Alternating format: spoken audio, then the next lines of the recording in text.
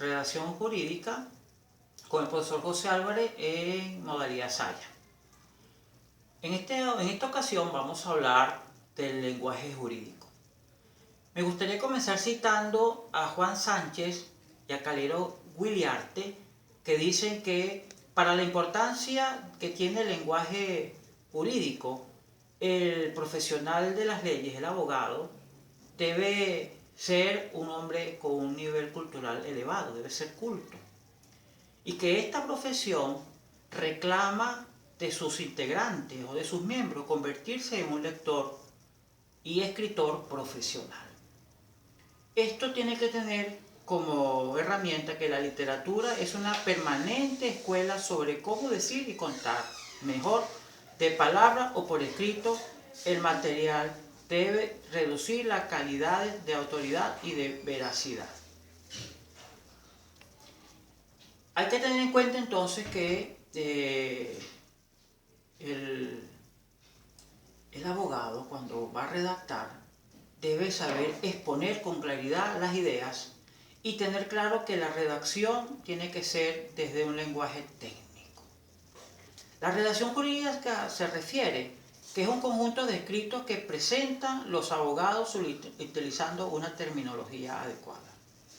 Estos escritos deben redactarse de manera correcta, lo cual significa que no basta que se presenten con buena ortografía, sino que también, además, deben estar bien argumentados tomando como base las leyes vigentes.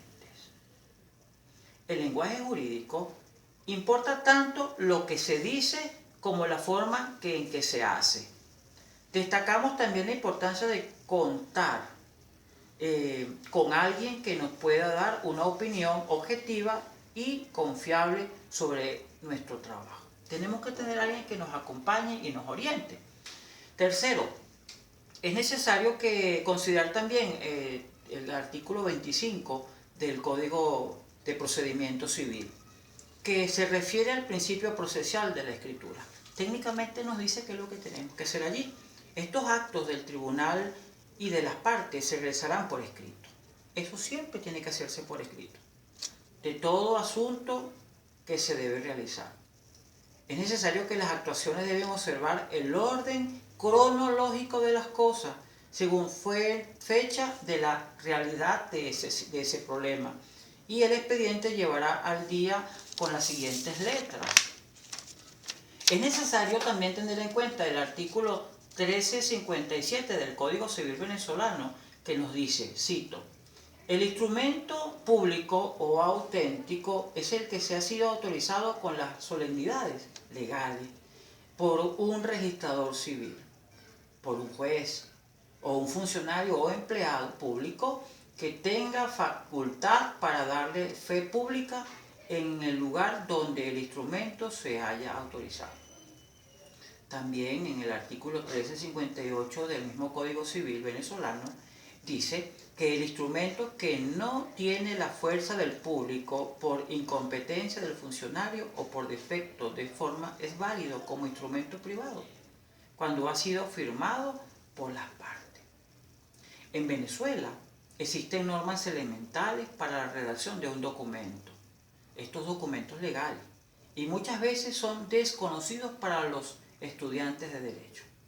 Entre las más importantes pueden destacarse, primero, evitar la utilización de errores ortográficos. Esto es una cosa que tiene que ser muy cuidadoso de un abogado.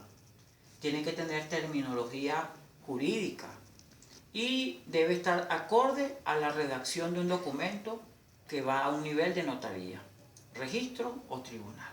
Tiene que ser un nivel muy elevado.